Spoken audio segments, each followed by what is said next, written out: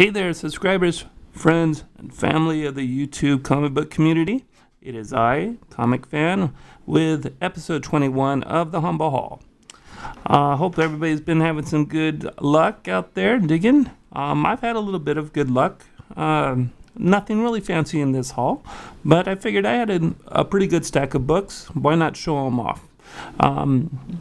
We'll go with this right here. Deathlock 2 of 4. This is actually just a couple of books that I've had, and I've been wanting to finish off this 4-book run. These are in prestige format. They're a little thicker, but they're not trade paperbacks. And I found these at about $1.25 a piece. I'd already had book number 1, which is right here. It's got some really great Jusco art. And that had me sold on the set, but I don't have the set yet. I got book 1, 2, and 4 of 4. Pretty good stuff though. I think I'm gonna wait to read them until I get all 3 books though.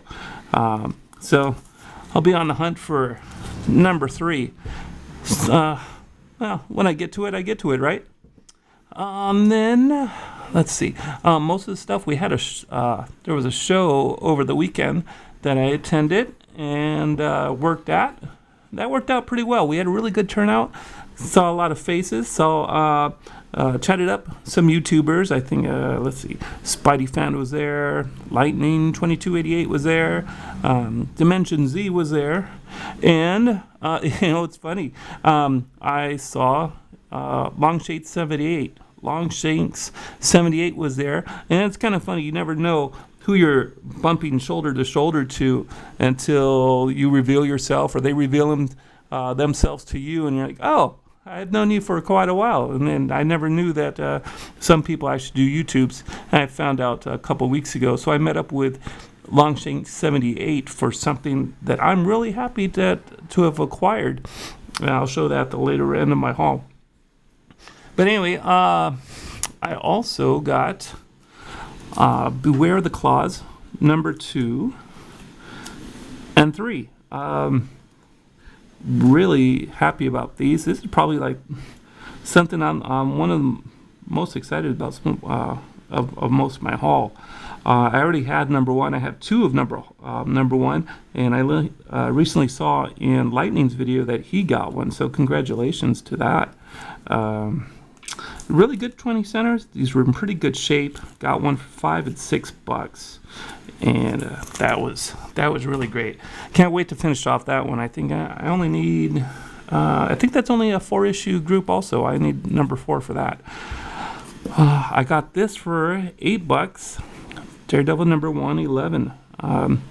First appearance of Silver Samurai. Not great shape, but this was kind of a book I didn't really need in excellent shape. I pretty much just wanted to read it and check out another Shauna, the She-Devil. Shauna's a favorite of mine. So that was pretty cool. I liked that. And then I got a couple of things from that I saw in Tumua's. One of his not his latest videos, but quite a few videos back. I didn't get all of it. I wish I'd found all of it, but I got a really great deal on what I got. This is the Jeff Loeb Tinsale Catwoman When in Rome miniseries, and for you guys who don't know about these, they actually collaborated on quite a few mini runs of books and stories. I believe we have Hulk Gray and Spider-Man Blue, just for example. But these are really great, and I found these 3 for $1. But unfortunately, there was only 3 that I found. So I found Chapter 1, which was Monday, Chapter 3, Wednesday, and Chapter 6, Saturday. I was pretty happy about that. 3 for $1. Good job. Pat myself on the back on that one. And then this was something that brought me back to my childhood when I used to rummage through the boxes as a kid. Came across Amazing Man number 1 in a 50-cent box. I was pretty excited about that. I haven't seen these for a long time. Although I don't I'm not really gung-ho on collecting the whole set. Finding number one was in pretty really great condition. Big fan. Not a big fan, but a decent fan enough to pick it up for 50 cents. Also in the 50-cent bins, I found some action, some romance, and almost some porn. Don't take it literally, though. But tell you the truth, man, Superman is a naughty boy. He's a naughty boy. He's making his ways around the women. Unfortunately, most of the time when he finds himself in these predicaments, he always says, "Oh, it's not my fault. It's not my fault." Well, if you read these stories, and I'll just tell you, no really great spoiler alert, but they're fun reads. In Superman, Man of Steel, number 6, he, according to the story in this, and I think I'm gonna have to seek out the rest of it. But anyway, in this issue, he claims he has amnesia. And he doesn't even know he has superpowers, which is kind of funny. But he actually finds out throughout the story that he has some of his powers, and he can use them. But anyway, while he's under amnesia, he's in this prehistoric place and comes across this Neanderthal here that is set on making him her man. But really cool artwork, great story. I'm going to seek out the rest of it. And then this one here, this is one I've been seeking out for a while. It was brought to my attention by Dimension Z. Action Comics 593. And in this one, and in the previous issue to this, he comes across a character called Sleaze. He makes his first appearance in 592. And in this one, he's under the mind control, or Superman's under the mind control of Sleaze, and as so is Big Barda. So much he's so much under the influence of Sleaze that he convinces them to make a porno, and they're almost about to do it. They're in the thralls of each other's arms, and damn it, Mr. Miracle has to go and screw it all up. But in his defense, that's his wife. Superman's messing with it. You can't have that. I'm surprised that maybe if I buy him number 594, maybe there's a little scuffle between Mr. Miracle and Superman. That would be funny. You can't be messing with my woman. So moving a little further, for $5 I got this Blitzkrieg number 1. This is a really cool book. I've seen it in a couple other videos. Can't recall whose, but I wish I did. I'd really like to give credit on that. Blitzkrieg is a series of books that is giving the reader a point of view of World War II through the German side. And that piqued my interest. So I brought number 1 home with me for $5, and I can't wait to read that. Haven't read it yet. It's pretty neat. Interesting concept. Okay, and I got an issue of Amazing Spider-Man 177 for $5 also. Great deal. Not in really pristine shape, but it was good enough for me. I didn't mind anything about that. Cool thing was, on the wall, I managed to pick up Power Man and Iron Fist number 54. This is the first issue, not where they team up, but it's the first issue where they're called Heroes for Hire. And that was really nice. Had a really clean white spine. And it spoke to me enough to want me to take it off the wall and bring it home with me.